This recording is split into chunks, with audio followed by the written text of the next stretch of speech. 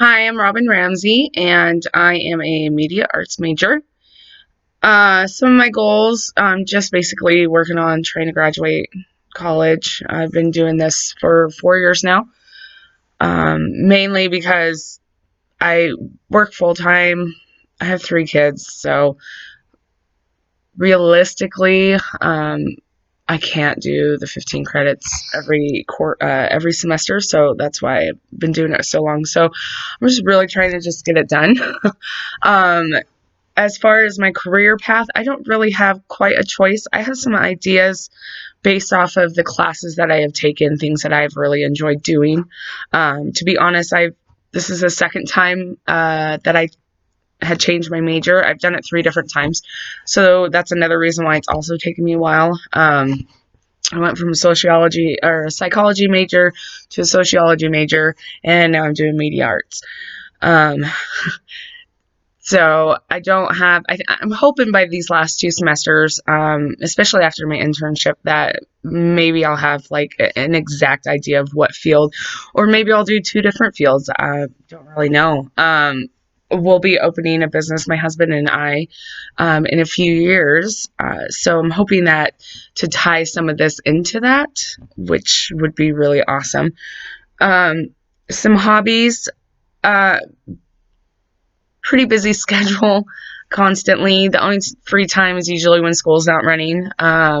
So during the summer, basically, we like camping, we do hiking, a lot of music concerts, definitely music festivals during the summertime.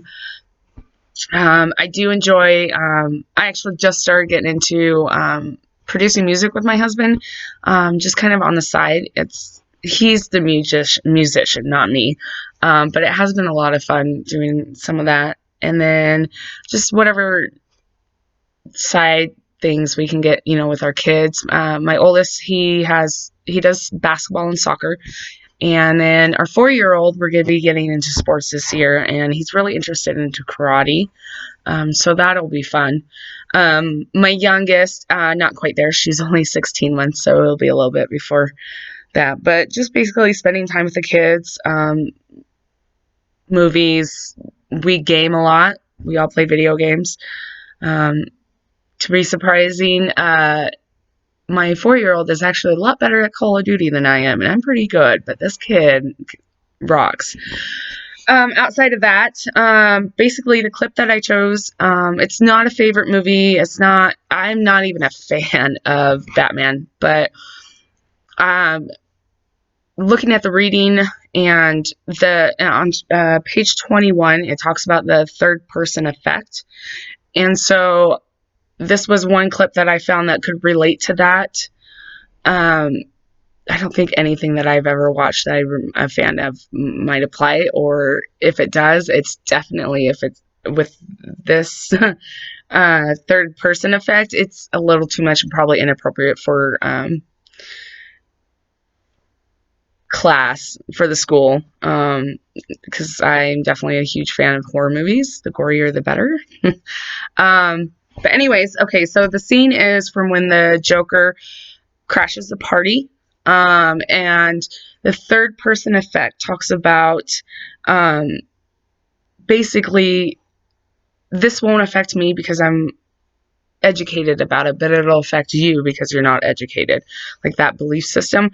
And so my biggest thing is like violence. So violence on TV, violence on movies, violence in music, violence on video games. There's this huge uproar, and it's society just highly believes that if you partake in this, doing these things, that you yourself will want to commit violence. There's actually an article that I read.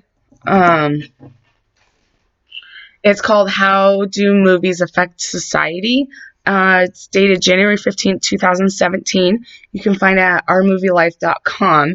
And so in the article, they're talking about violence, and they brought up a gentleman. His name is James Holmes.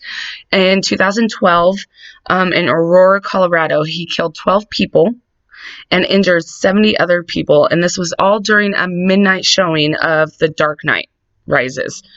And they said that he was a huge Batman fan. Um, And for some reason, I guess this movie upset him. Maybe, I don't know. Or they're saying that like he wanted to be more like the Joker, and so he portrayed, his emotions by spreading chaos and terror with violence. And so in this clip, that basically you can tell that the Joker is kind of crazy, but they're trying to put the blame towards that. And I personally, I've taken a lot of classes, sociology, psychology. I've talked with a lot of people. I've experienced a lot. I myself, my whole life, have played video games and watch violent movies, and I'm not out slaughtering people. I really don't believe that kind of thing. We're like boiling pots, okay? And if you keep bottling it up and then something else happens and you bottle it up and something else happens, like bullying. Bullying's a big thing, and there's just one thing that tips the iceberg and people just go berserk. Like, it happens. I mean, there's other cases, I'm sure, like, if I could only get into the minds of like some crazy serial killers, like to really find out like what makes them tick. But I'm a firm believer that everything starts in your household.